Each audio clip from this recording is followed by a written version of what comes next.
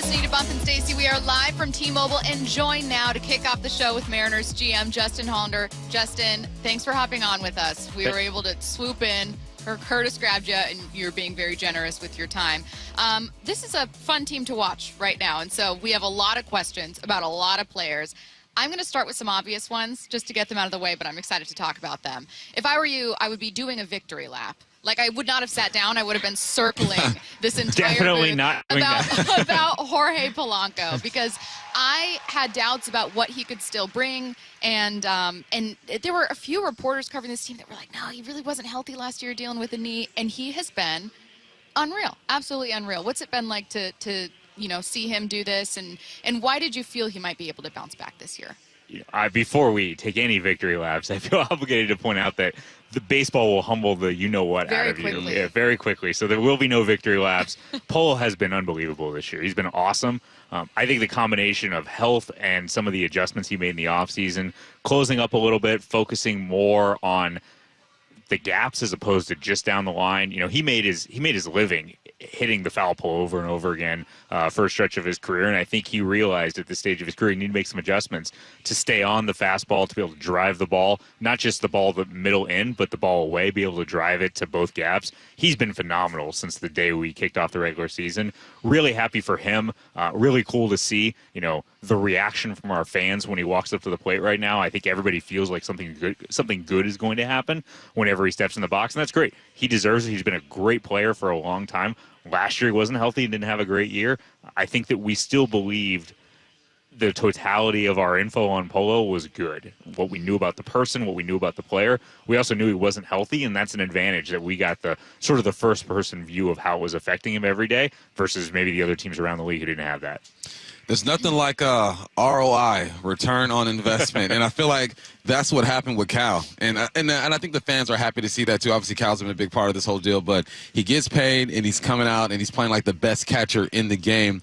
What do you see in this game that's allowed him? Because it feels like he's taken another step. What are you seeing out of Cal? It does feel like he's taken another step, and I think that would have happened with or without the extension. Cal, I don't think he plays for that. I think he wanted to have that, to know that he was going to be in one place for a long time, and a chance to establish, something of a legacy in his career was important to him, to play with the same players, to play for the same organization. And he was really open and honest about that, maybe to his own detriment in terms of a negotiating position, that this was something that he was interested in because it meant a lot to him, and we were interested in it because he's an awesome part of our team for all the reasons that people see and for all the reasons that people don't see every day. He's, what he brings to the table, his toughness, his grit. I don't think people see what he goes through every day. When you catch that many games in a major league season, it's not like the NFL, and I'm not trying to demean what they go through because it's like car crashes over and over again, but he's got to go do it the next day at his position. And the work that he puts in the training room and the weight room,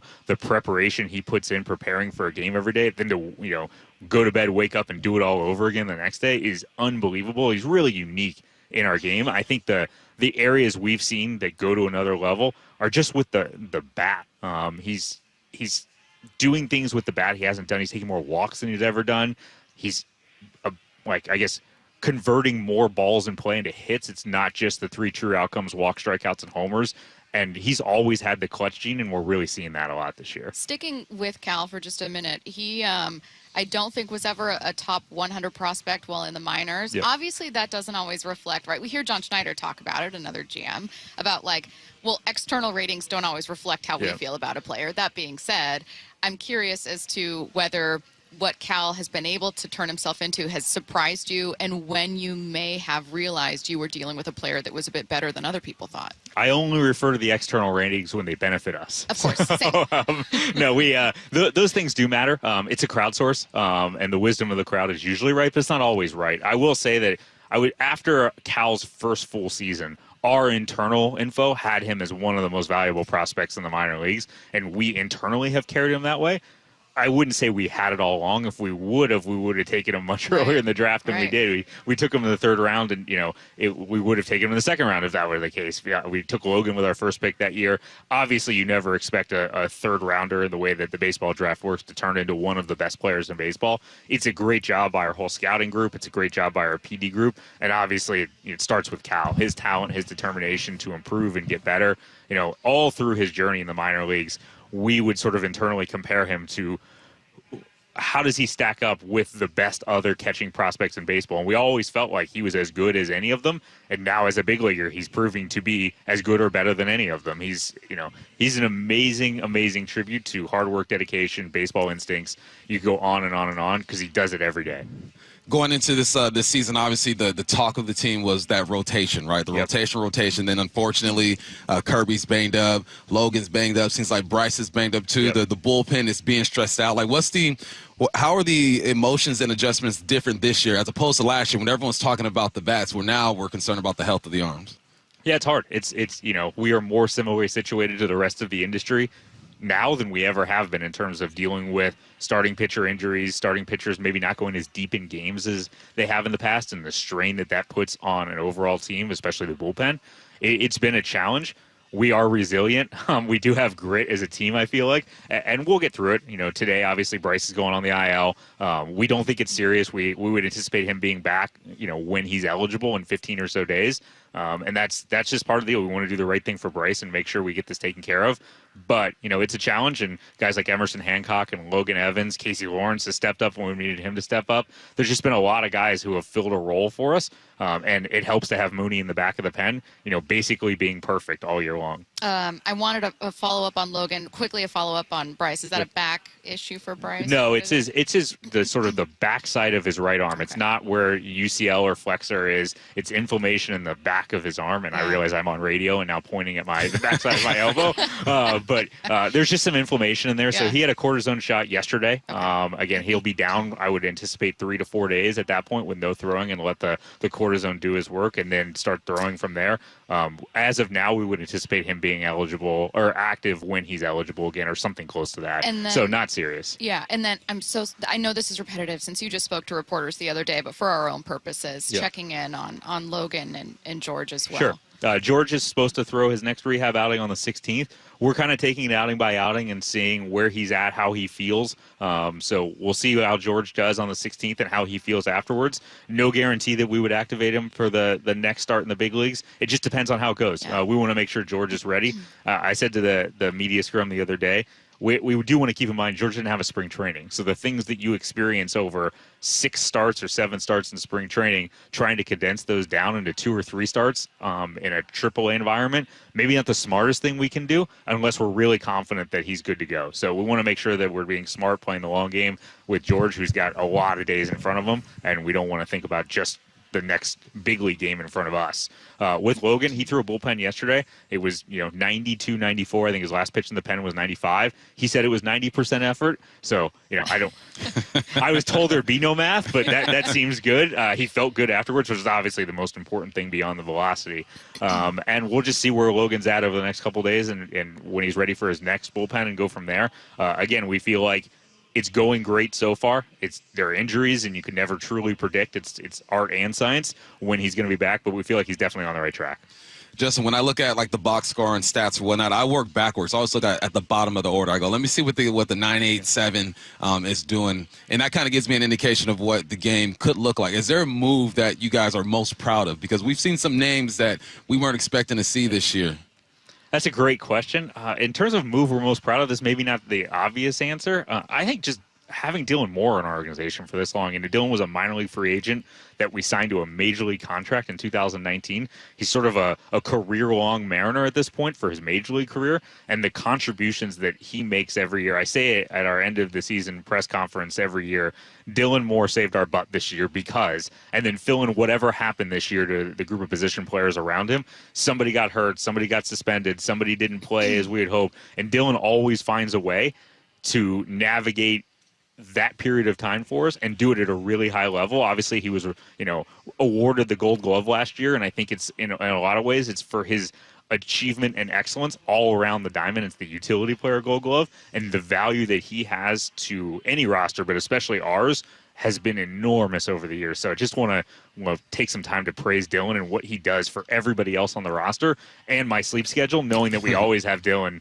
in case something goes wrong. Hey, kind of a big picture question when it comes to roster building. Obviously, coming off the NFL draft, we've been talking about it a ton, looking for the right pieces, and it feels like the Seahawks theme, has typically been, we'll do what the Eagles are doing, get freak athletes. In baseball, it feels more like putting pieces of a puzzle together, right? Yeah. Like when we talk about the Mariners, for instance, I might think, oh, they're built to hit home runs, but then I'll think, well, they want to be built for contact.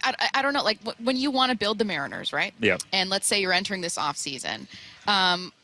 Where did you see a missing puzzle piece? Is that how teams are kind of put together in baseball for you? Yeah, it's harder with the draft because they're so far away Right. in baseball. It's in the NFL, the guys are mostly expected to come in and contribute right away. The expected time to impact is like months, and ours it's years, so it is a little different. We have the same kind of measurables both in terms of like raw tools and in terms of in-game tools for our roster this year. I think one of our big focuses was on contact. I think there's no way to get around, and I think I said it on your show, we were so bad offensively for the first 4 months of last year, and a lot of it was because the extreme level of strikeouts. There's a tolerance for strikeouts if they come with walks and homers and some other things, but you can't be sort of off the end of the cliff strikeouts and expect to sustain consistent offense over the course of 6 months, which is what we want to do. We want to go win series after series after series with good pitching who works ahead all the time, doesn't walk people, doesn't give passes. And then conversely, on the offensive end, we want to put pressure on teams all the time by drawing walks and putting the ball in play and hitting homers. And we just didn't do enough of the put it in play last year to make the walks and homers as meaningful as they should be.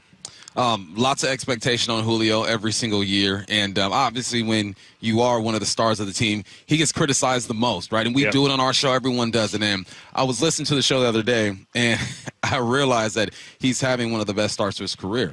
But no one really realizes that. They expect just astronomical numbers. Where do you think Julio is, and how are you feeling about his play this year and where he's headed? I think Julio's in a really good place right now. Obviously, it was a little bit of a slow start over the first couple weeks in April. If you look at what he's done in May, the quality of contact, the amount of contact, I think his defense over the last month or so has been game-changing. I don't want to, wing it off the top of my head. I think he's on pace for like a 6 wins above replacement season. That's kind of what superstars do. Again, I would love it if it were 8 or 10 or 12 or whatever. I don't know if that's super realistic for anybody, but he's off to a good start, and he's in a really good place right now. And I think we're seeing the beginnings of one of those streaks for Julio where it's otherworldly. And I don't want to make that the expectation, but he's doing a lot of things really well right now. I think the numbers would be even louder if he hadn't hit like 4 rockets right at people in the Toronto series. He's in a really good place, and he's making an impact every night right now. Something I was curious about, we were listening to Jim Bowden was on with Wyman and Bob, our colleagues, and was just talking about like how GMs watch the season. And he was like, you kind of take 2 months to figure out who you are, and then 2 months to figure out how to correct, and then either you plan for next season or the playoffs. And we know it's not that simple. But my question is, when you're looking at a team like the Mariners, guys are in first place, offense is really taken off, but you can't, and Bump pointed this out yesterday, you can't really figure out who you are when you don't have a lot of your starting arms out there. So for as much as you can answer, when do you start to look ahead to a trade deadline? Like what are those, how far ahead do you look when you're a GM? All year long. It never stops. How I watch it, you can look at my fingernails right now and see they're all gone. And just constantly that will be for 162, regardless of how well it's going. There's so few days where you put your feet up and go, I'm just going to watch and not think tonight. And when those happen, it's usually because we're either winning or losing by 10. But every day, starting in the offseason, we're already thinking about the trade deadline and what might be available at the trade deadline as a way to sort of balance what you're doing in the offseason versus what you might be able to do in season. And then once the season starts, like we've already had conversations internally about what may be available, when it may be available. That's the job, is trying to anticipate what the market will be, read the market. If there are things to do early, which is unusual, make sure that you're on top of them. But I do think that the cliche of 2 months, 2 months, 2 months is true in a lot of ways. There's just not a lot to do early except prepare yourself for what may come in front of you once you get to June and July. Yeah. All right. He is Mariners GM Justin Hollander. kind enough to join us. We're going to stay in segment, and we're going to switch to headline rewrites. But you are free of us. So, I'm going to go figure out who's pitching in the rotation now. Please do. I mean, we'd love to know. And Justin, we appreciate your time. Thanks so much. Thanks, Justin.